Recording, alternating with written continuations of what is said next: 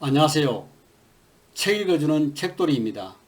지금 읽어드릴 책은 지난번에 이어 21회째 사마천 사기입니다.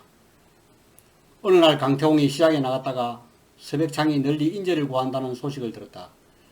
그날부터 강태공은 강가에 나가 낚싯대를 들이웠다. 이때 강태공의 나이는 이미 70세가 넘어 있었다.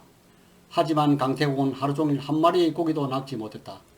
그렇게 며칠이 지나자 강태공은 모자도 팽개치고 옷까지 벗어버리며 화를 터뜨렸다. 지나가다 이 모습을 본 어부가 다가오더니 서둘지 말고 천천히 해보시오라고 말했다. 이에 강태공이 시키는 대로 하니 과연 잉어가 걸려들었다. 그리고 그 잉어의 배를 갈라보니 장차 큰 기인이 될 것이니라 라는 글귀가 나왔다. 한편 서백창은 사냥을 즐겼다. 하루는 사냥에 나가기 전에 점을 쳐보니 얻은 것은 용도 아니고 호랑이도 아니며 큰 곰도 아니다. 사냥에서 얻는 것은 천하를 얻는 데 필요한 신호로다 라는 증거를 얻었다. 하지만 그날 한 마리의 짐승도 잡지 못했다. 저녁 무렵에 그냥 돌아오려는데 멀리 강가에서 낚시를 하는 사람이 보였다. 멀리 보기에도 풍채가 범상치 않았다. 서백창이 바로 달려가 그 사람과 몇 마디 얘기해보니 과연 뛰어난 인물이었다. 아버님께서는 머지않아 성인이 주나라에 나타나 우리 주나라가 그로 인해 크게 흥할 것이라 말씀하시는데 당신이 그 성인임에 틀림없습니다. 그러면서 그를 궁굴로 모셔서 소성으로 삼았는데 그 사람이 바로 강태공이었다. 서백창은 그에게 태공망이라는 호를 지어주었는데 그 뜻은 서백창의 아버지인 태공이 바라던 인물이라는 뜻이었다. 서백창은 유리에서 벗어나자 여상과 은밀히 계획을 세고 덕행을 닦아 은나라의 정권을 무너뜨렸는데 그 일들은 주로 용병술과 기묘한 계책을 펴는 것들이었다. 그리하여 후세의 용병술과 주나라의 근모를 말하는 이들은 모두 태공을 그 주모자로 존숭하였다. 서백창이 남몰래 선을 행하자 제후들은 모두 그를 찾아와 시비를 가려줄 것을 청하였다. 한 번은 우나라 사람과 예나라 사람이 송사를 벌이다가 서백창에게 중재를 요청하기 위하여 찾아가는 도중 주나라 사람들이 서로 논밭의 경계를 양보하고 장자를 존중하는 것을 보고 부끄러워 서로 양보하였다. 이 소식을 들은 제후들은 모두 서백은 하늘의 명을 받은 군주일 것이다 라고 말하였다.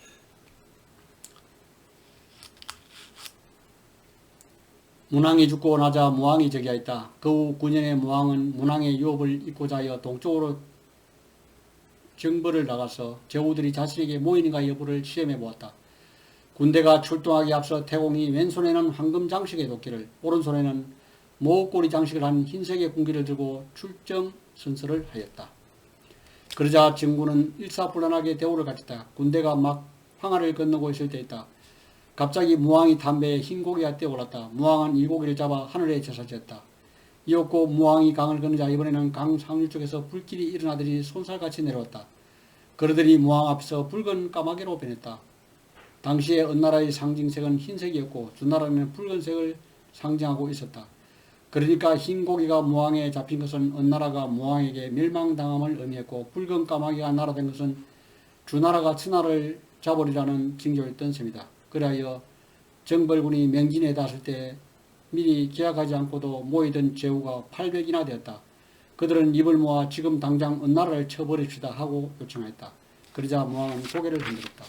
아니요, 아직 1000명이 은나라를 떠나지 않았소.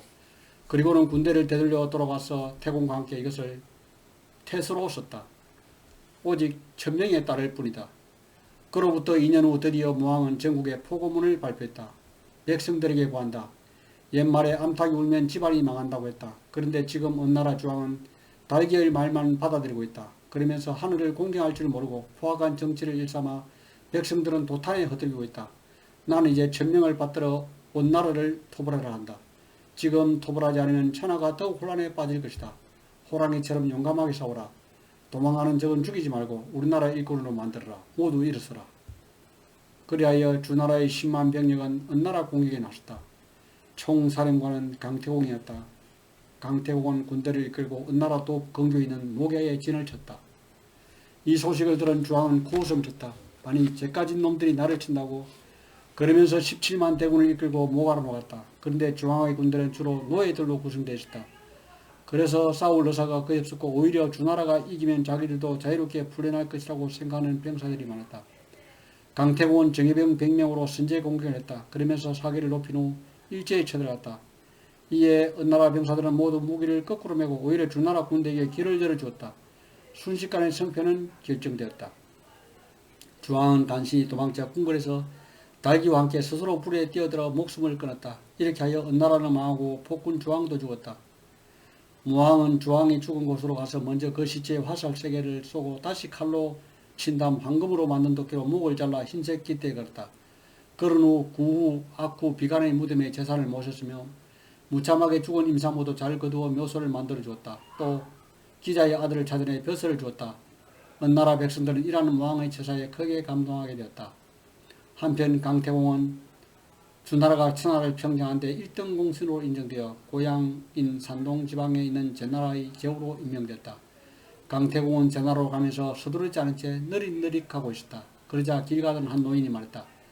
때를 얻기는 어려우나 잃기는 쉽습니다. 이렇게 넉장만 부리시다니 큰일을 하러 나선 분 같지 않소. 이 말을 들은 강태공은 한밤중에도 불구하고 부하들을 당장 깨워 출발 명령을 내려 서둘러 달려가도록 했다. 날이 밝을 무렵 강태공 일행은 제나라 땅에 도착하게 됐다. 그런데 느닷없이 오랑캐 군대가 쳐들어왔다. 그리하여 양측의 치열한 전투가 벌어지게 되었다. 간신히 오랑캐를 격퇴한 강태공은 그 고장의 풍습을 존중하면서 제도를 정비했다. 그리고 특산물인 소금 생산과 수산업을 크게 장려했다. 얼마 지나지 않아 제나라에는 수많은 백성들이 모여들어 번성을 자랑하게 됐다. 강태공은 100여 세까지 살았고 아들 여급이 뒤를 이었다. 태상공은 말한다. 나는 제나라에 가서 태산 산맥에서 시작한 낭하산이 북쪽으로 해변가까지 뻗어나가 비옥한 2000리의 땅이 갖춰져 있는 모습을 보았다. 현지 사람들은 활달하면서도 대부분 자신의 재능을 숨기면서 가벼이 드러내 보이지 않으려 했는데 이 역시 그들의 찬성일 것이다. 제나라는 개국한 강태공과 같은 선명함이 있었기 때문에 비로소 입국의 전통이 세워질 수 있었고 이어서 또 황공의 상세를 거쳐 덕행을 시작하여 비로소 제후를 회합시키고 맹약을 맺어 천하의 패자를 칭하였으니 당연하지 않은가. 이야말로 대국의 풍모로다. 8. 제황공 신용을 버리면 천하의 신망을 잃는다. 주나라 유왕이 건룡족에게 살해당한 후 주나라는 도읍을 낙양으로 옮겼으나 그때는 이미 천하의 지배력을 잃고 일개 소호로 전락한 후였다. 이때부터 각 지역의 제후들이 세력을 다투는 이른바 영웅쟁패의 시대가 전개된다. 바로 이 시대가 춘추시대이다. 춘추시대란 공자가 노나라의 역사를 편찬한 책 이름인 춘추에서 비롯되었다. 춘추시대는 주나라가 낙양으로 도읍을 옮긴 후부터 주나라가 멸망할 때까지를 지칭하며 초기에 천여 나라가 곳곳에 난립했으나 마침내 10여국으로 압축된다. 한편 전국시대는 강력했던 진나라가 한휘조의 세 나라로 나뉘면서 시작되어 진나라가 천하통일을 이룰 때까지 계속됐다. 전국시대라는 명칭은 한나라 말기 유황이 편찬한 전국책에서 유래된 것이다. 현과 아우 중 누가 왕이 되느냐? 제나라 왕 양공은 폭군 중에 폭군이었다. 그는 무고한 신하를 무수히 죽였으며 대단히 호색이었다. 뿐만 아니라 자기 나라 여자뿐 아니라 남의 나라 여자까지 손을 뻗쳐 노나라 황공의 아내와도 정을 통하고 있었다. 그런데 그 노나라 왕의 아내는 사실은 자기의 친여동생 문강이었다. 제나라 양공은 여동생이 시집가기 전부터 그녀와 불륜의 정을 통하고 있었다. 노 항공은 부인과 함께 제나라를 방문하였다. 그런데 이때 그 부인과 제양공 사이에 또 불륜이 있었고 이 사실을 노 항공이 발견하고 부인을 크게 비난하였다. 부인은 이를 제양공에게 알렸다. 양공은 노 항공을 초청하여 술을 마시게 해 취하게 만든 후 장사 평생을 지켜 황궁을 안에서 술에 옮기는 척하며 갈비뼈를 부러뜨려 죽여버렸다.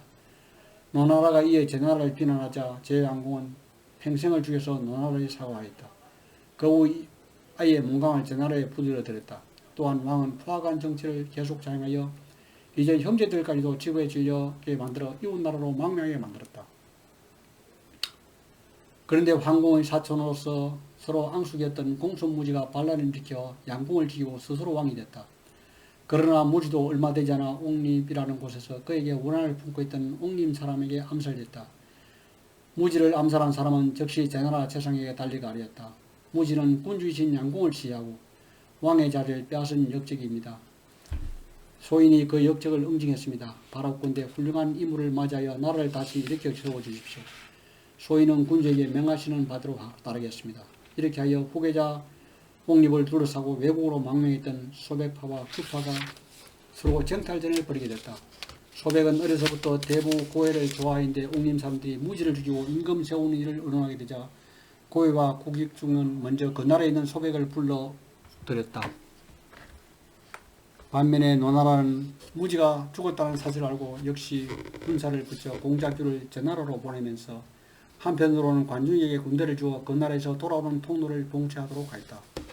관중은 군대를 이끌고 매복하여 소백 일행이 오는 길목을 지키고 있었다.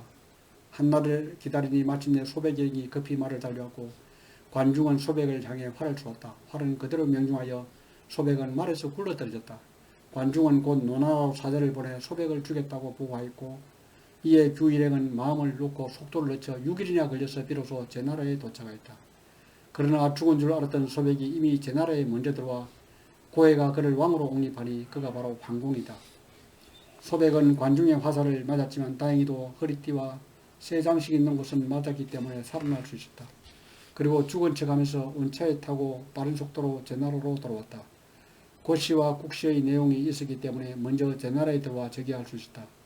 그에 가을 제나라는 노나라와 전쟁을 벌이게 되었다. 여기서 노나라가 패하여 후퇴하려 하자 제나라는 테러를 차단하여 노나라 군대는 완전히 포위되어 버렸다.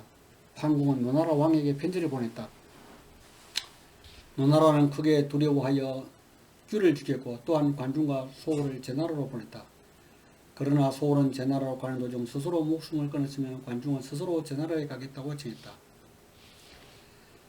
본래 황공이 즉위하자마자 바로 노나라를 공격한 목적은 반드시 관중을 죽이려는 데 있었다. 이때 포숙이 황공에게 말했다.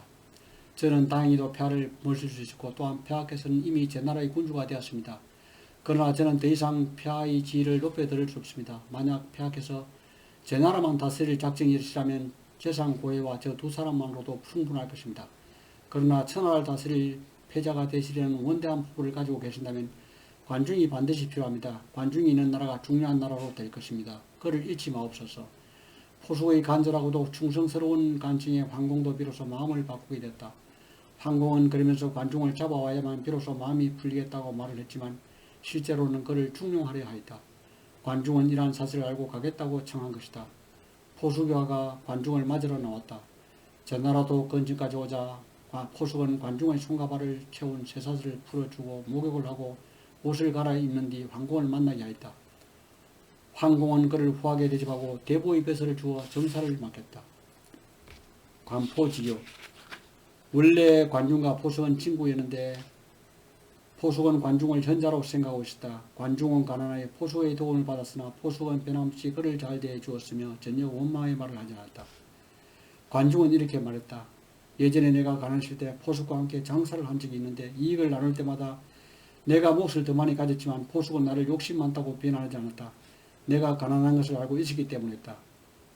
또 언젠가는 내가 포수를 위해 일을 봐주는데 오히려 그에게 손을 끼치게 됐다. 그러나 그는 결코 내가 어리석다고 여기지 않았다. 왜냐하면 그것이 시기의 유리함과 불리함에 의해 결정된다는 것을 알고 있었기 때문이다. 관중이 제나라에서 재상으로 있을 때 정사를 맡은 이후 바닷가에 있는 작은 제나라는 상업이 발전하고 재물이 모아져 국가가 부유하게 되고 군사력이 강대해졌으며 또한 관중 또한 이를 함에 있어서 백성들과 고락을 함께하였다. 그는 말했다. 창고가 가득 차야 예절을 알고 의식이 좋게야 영욕을 한다. 관중의 정치는 전화요격에 능하여 실패를 성공으로 변화시켰다. 그는 물가 통제를 중시하고 신중하게 재정을 처리해나갔다. 그래야 그는 또 주는 것이 곧 얻는 것임을 아는 것이 나라를 다스리는 법보라 말했다. 제나라에서는 우임금의 5신하와 자식 없는 공로자들의 제사가 풍성하게 차려졌으며 그에 따라 국고도 풍성하게 되었다. 이상으로 책 읽기를 마치겠습니다.